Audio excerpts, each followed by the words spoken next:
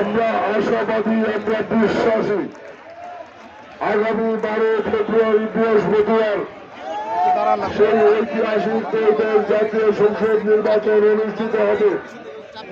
যে নির্বাচনটি জাতির ইতিহাসে সুস্থ নিরপেক্ষ শান্তিপূর্ণ উৎসবমুখর পরিবেশে অনুষ্ঠিত হবে।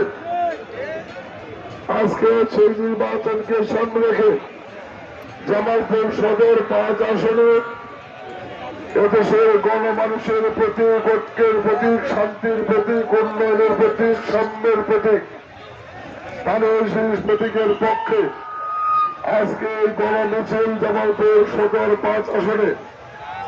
এই মিছিল ইতিমধ্যে আপনারা অত্যন্ত সুশৃঙ্খল শান্তিপূর্ণভাবে সফল করেছেন। এর জন্য আমি আমার পক্ষ থেকে, প্রিয় প্রতীক ধানের শীষের পক্ষ থেকে, জামালপুর বিএনপির পক্ষ থেকে, সর্বস্তরে জামালপুরবাসীর পক্ষ থেকে সকলকে সংগ্রামী সালাম, শুভেচ্ছা, কৃতজ্ঞতা জানাচ্ছি।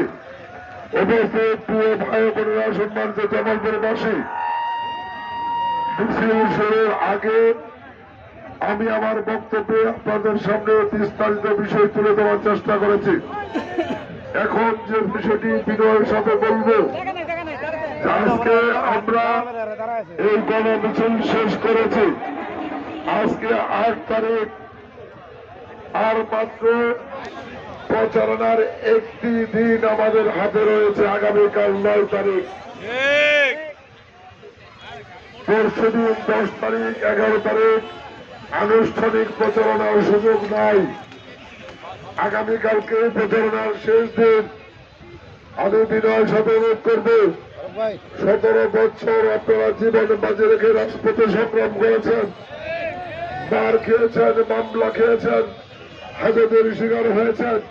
সমস্ত জুলুম নির্যাতন মোকাবেলা করে একটি স্বপ্ন আমরা দেখেছি যে আগামী দিনে বিএনপি ক্ষমতায় যাবে, জামালপুরে ধানের শীষের বিজয় হবে, জামালপুরের উন্নয়ন হবে, আমরা উন্নয়ন কর্মকাণ্ড করব,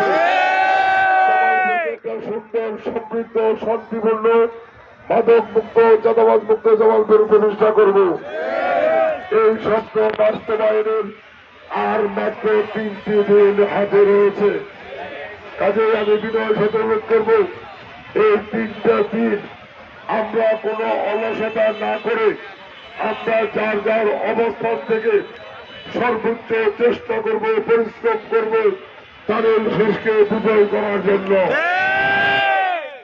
আমরা আগামীকাল যার যার ভোট কেন্দ্র এলাকায় যত কষ্টই হোক আমরা প্রতিটি ভোটারের কাছে পৌঁছার চেষ্টা করব, ধানের শীষের সালাম পৌঁছাবো। আগামী 12 তারিখ নির্বাচন সকাল 7:30টায় শুরু হবে। আমরা যদি 6:30টার মধ্যে কেন্দ্রীয় অবস্থান না নিতে পারি, তাহলে আমরা যে ষড়যন্ত্রের সংখ্যা করছি সেই ষড়যন্ত্র বাস্তবায়ন হওয়ার সুযোগ হতে পারে। কাজে আমরা বিনয়ের সাথে অনুরোধ করব, নির্বাচনের দিন 12 তারিখ আমরা ফজরের নামাজ পড়ে 6:30টার মধ্যে ভোট কেন্দ্রে অবস্থান নেব।